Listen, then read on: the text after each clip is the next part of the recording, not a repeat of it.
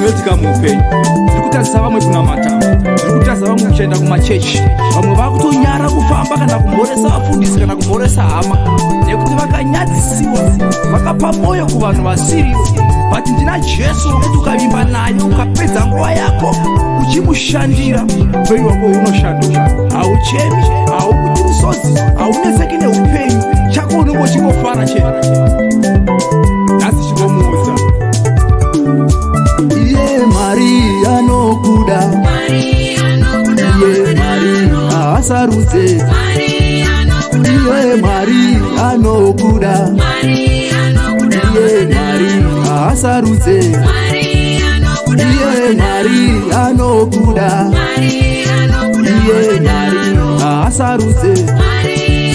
Chero usina varashairo, Mwari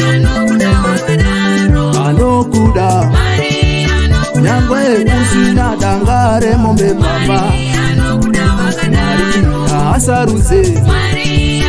Chero usina kana huku, Mwari haashanduke. Nyangwe uchibuda muwani rumu, Mwari haashanduke. Nyangwe basa rishinzira pera nhasi, Mwari anokuda. Nyangwe usina mari muomwe, Mwari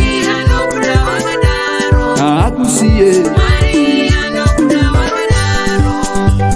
chingofunga kakusofta kaunoita kaya, nekutaura kwaunoita kakugona kakunyengerera kapatience kauinako kaya, ukakatora ukati tse kune vanhu vanoita zvakaipa. Hauoni here kuti vanhu vanoziva Mwari vakatendeuka kuvana vabayira kudenga? Mangwana wachema, mangwana wanyara, mangwana wachinja pekugara, mangwana wachinja location, mangwana wachinja namba. Usikepi nazvo. Mwari haitizve. Kana Mwari wamupa vanhu kuimba yake, anokurangarira, anokusimudzira, vanhu vese vanokugamuchira, nyika yese inokugamuchira, nekuti wava naJesu. Zviri nane kupedza nguva uchihwina masozi kuimba yaMwari than kuhwina mwoyo wemunhu. Anokurasa kamamwana, kana kukurasa anokuramba wobuda musodzi wochema, kupedzera usava kutonyara kuenda kuchechi.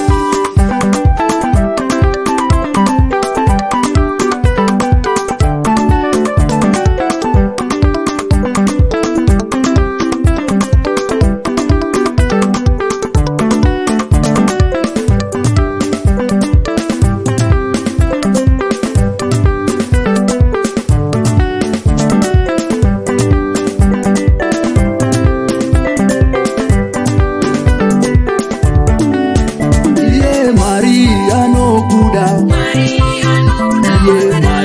haasarudze, iye Mwari anokuda, iye Mwari haasarudze, iye Mwari anokuda, iye Mwari haasarudze.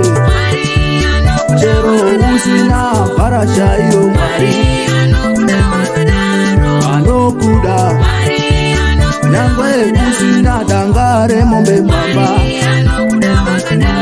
haasarudze.